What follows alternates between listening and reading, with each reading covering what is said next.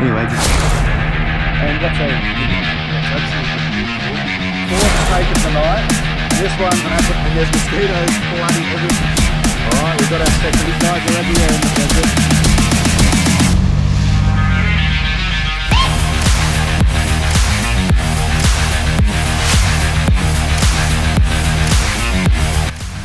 As we embarked on our 4-week adventure, we had a fair whack of time on our hands, so we trekked out to Nunes and the glowworm tunnels. Man, this place had some seriously awesome 4-wheel drive tracks, surrounded by some spectacular escarpment. As we went to the air, the sheer magnitude of this landscape was quickly realised, but not long after, we had to get back on the road. On the way out, we copped this beautiful violet sunset, and we found our very first dead-on-road eastern brown snake of the trip. Just in time to arrive at my brother's house in Orange for a delicious pork roast dinner and to quench a hard-earned thirst. Time for some shut-eye before a huge day tomorrow. We got up nice and early to explore some secret swimming holes of Orange. My brother promised us some beautiful spots and he certainly didn't disappoint. So we spent the morning climbing, having a laugh, and hunting for waterfalls. When he told me we'd see waterfalls this far out in the Central West, I was truly pessimistic, but the falls lookout certainly didn't disappoint.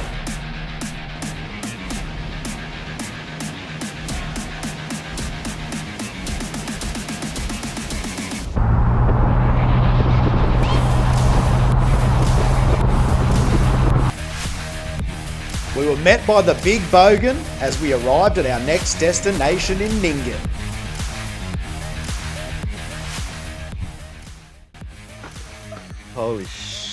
Holy crap, there's mosquitoes everywhere. Alright. So we found our first reptile of our trip out in Nyngan. This guy's a hooded scaly foot and there's mosquitoes bloody everywhere, so he's going back on the ground and we're going to get on with our night. But there we go, hooded scaly foot. Alright.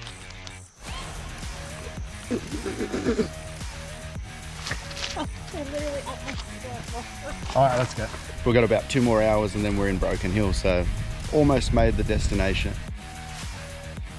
The landscape started changing, and after 1,200 kilometres, we couldn't be happier to have arrived in Broken Hill.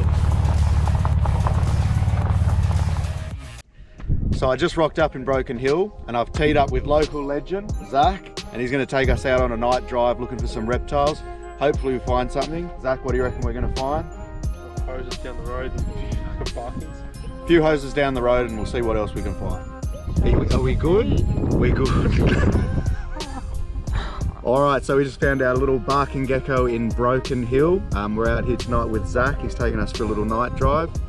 And he's bitten me a few times and he's bloody stunning. Have a look at that thing. You cheeky young bugger. Yeah, I know. Unfortunately for us, this beautiful little barking gecko was the only reptile we found tonight, so we called it quits to prepare ourselves for the big drive to Menindee in the morning. But it certainly wasn't long before we found our first reptile of the day. This cheeky little shingleback was sunning himself smack bang in the centre of the highway. Alright, shingleback, pinecone lizard, bobtail, sleepy lizard, whatever you know them as, these guys are everywhere in the desert and they are the cutest little lizards you'll ever find. Although it looks like he's being angry, he's just sort of defending himself. He's not actually trying to bite. He's just threatening me, puffing up, doing his thing. There's heaps of these guys around Broken Hill, and I tell you what, I love finding them. They're beautiful, and I think this one may be pregnant as well, so I'm going to put her back on the road and, sorry, not on the road. I'm going to put her on the side of the road and get on with our day. We're off to Kinchega. It's always a lovely pleasure to find these guys when we're driving around the desert. What a beautiful species. Awesome. Oi.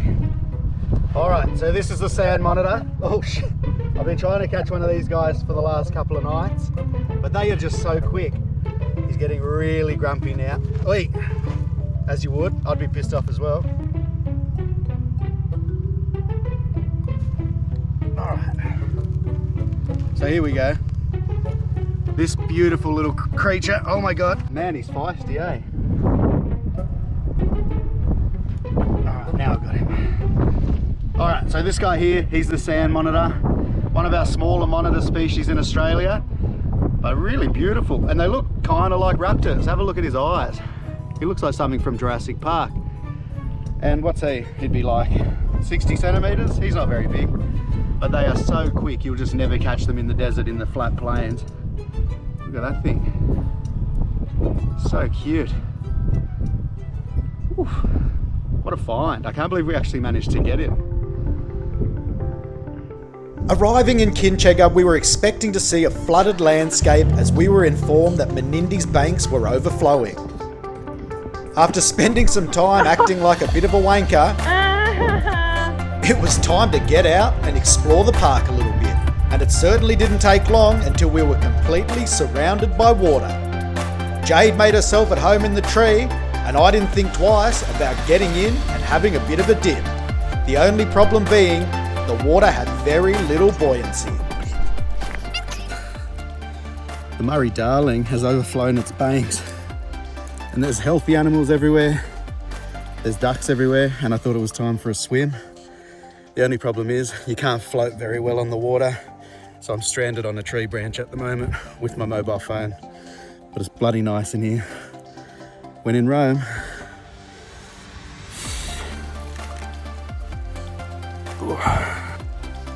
Looking down from above, it was easy to grasp the severity of this particular flood. The desert had been transformed into a wetland. It's important to understand that these boom or bust environments fluctuate simultaneously with weather conditions. When conditions are favourable, food is plentiful and the animals breed.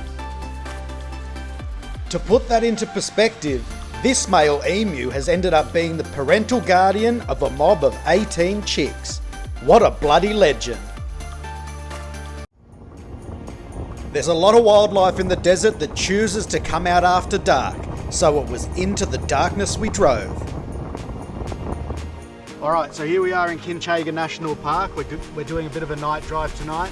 I've just come across this really small but really feisty little western brown snake. Now this is one snake you really don't want to get bitten by, especially out here in the desert. We're just going to play around with him for a second. I just want to get him closer to the camera for you guys. All right, there we go. We got him. So this here is the western brown snake.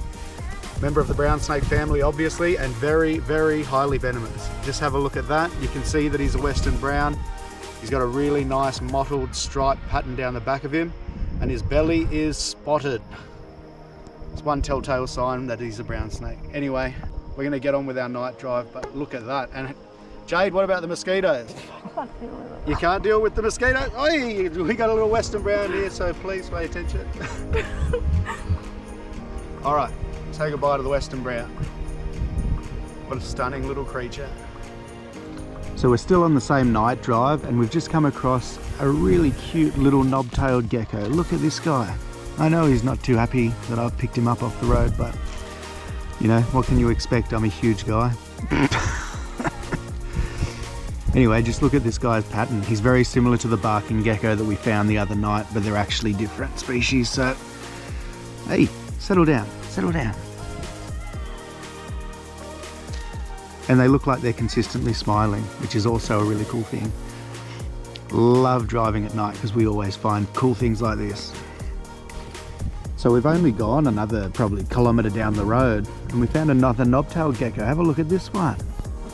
These things are so cute. I wish I lived out here all the time because then I could find them all the time. Look at this smiley little face. All right, I might get a couple of photos and then it's time for me to call it. I think I'm gonna go to bed. But it was a great night drive. Western brown, 2 knob-tailed geckos and a dead dugite. Can't argue with that. Beautiful. As we arrived in Mutawintji the next morning, something truly special started to happen. The earth started changing colour, and just like magic, rocks started coming out of the ground. So we quickly set up camp and made it just in time for a beautiful Mutawintji sunset.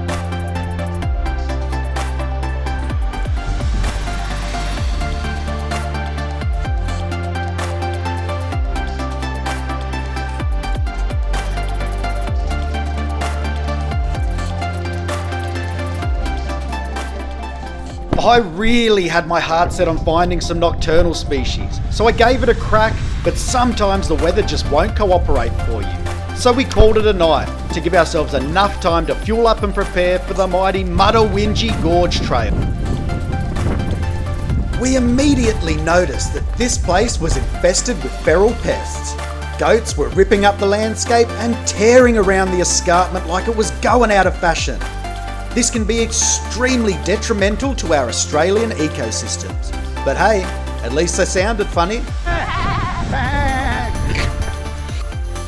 But no amount of goats could detract from what is the beauty of the mighty Mutawintji Gorge.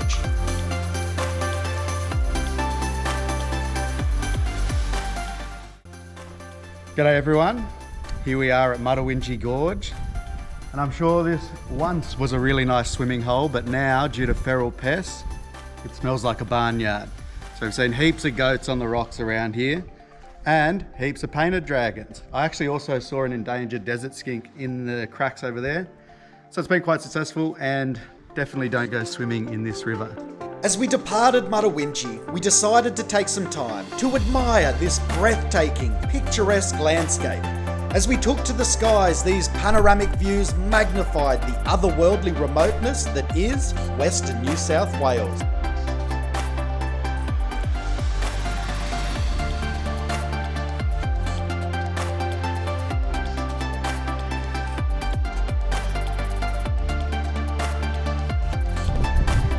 And you wouldn't read about it, but we're ahead of schedule for once, so it seemed only fitting to pop in and see the Mad Max Museum. Back in the 80s, not only did this particular film skyrocket Mel Gibson to stardom, but it also put this region on the map. But it wasn't long until the sun was setting and we came on to our first snake of the night. But Alright, so we're out for our last herp in Broken Hill. I'm out with Zach again. And we're only maybe 5 minutes out of town, and we found our first snake for the night, and this is a ringed brown. And I've never actually found one, but they're really cool actually. I'm very surprised how interesting they are.